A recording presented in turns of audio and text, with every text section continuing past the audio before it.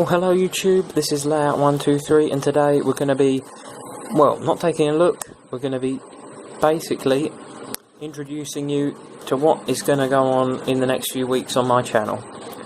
What is going to happen is we're going to do a battle of the Shunter style video, which I know Intercity 82 did, but I'm going to call mine Shunter versus Shunter. And we're going to look at some of the older locos, like this Lima American Shunter. Some of the very new locos like the Sentinel and the Bagnall Shunter, the Doc Shunter, another sort of old loco, and these two are slightly in between. They're not old, they're not new. And let's just get a chance to introduce ourselves to all of them, and let's start with that nice little blue one on the end. That is the US Lima Loco. And this is the US Lima Loco, and as you can see, it's probably the most basic train I have in my collection.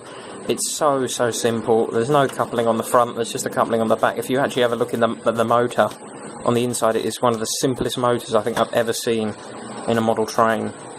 And that's why they're worth tuppence, really. I mean, they're worth very little. I think it's a very nice model, made in Italy, and I do think it is going to struggle. But we'll wait and see as the weeks progress and see how this little train gets on. Now let's take a look at the Doc Shunter, and you may ask me, why did I pick the number 3 Doc Shunter in black? The reason I picked this one is because it was my first ever Doc Shunter in my collection, and another very good reason for that is it runs so smoothly, and I think it would be only fair if I used the best of all of the models. I don't think it would be fair if I say use the red 3 Doc Shunter, which isn't the best running in my collection.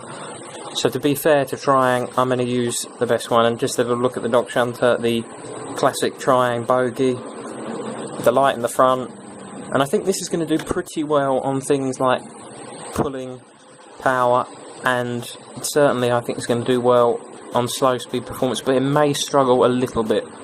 I think it all just depends on whether the motor is running as smoothly as it always does, because every now and then with Triang stuff it can get a little bit shady as to how the motor's going to run. So we'll wait and see how that progresses through the next few weeks. And obviously not forgetting the Bagnall Shunter. I recently did a review on this, comparing it to the 040 and all that, and it is slightly based on the Thomas the Tank Engine Dart model. And I don't really want to talk too much about this. I think this is going to really do well in this challenge. It could even come out number 1, possibly. Then we've got the only 06 Wheel Principle 060. I mean, I don't really have any more. It's an 08 class loco. Thomas 1 did a review of it recently. Thought I'd use this instead of the Anglia one because it's just a little bit more interesting, I think, personally. That's my personal interest in it, and I think it should do pretty well. It might come out on top. It all depends on how the power pickups are, because I know they can be a little bit play up on these sort of motors and locos and that sort of thing. And now last but not first, the Hornby Sentinel, which is very nice, very slow geared, and I think it's going to struggle on the pulling power side of things. But I think it's got a good fighting chance, all in all. All depends on the power pickup. Same with the 08 style of wheel thing, and I think it does depend on that, personally, for me, and the Sentinel. You've seen them all? What do you think? Who do you think's going to come out on top out of all of these trains?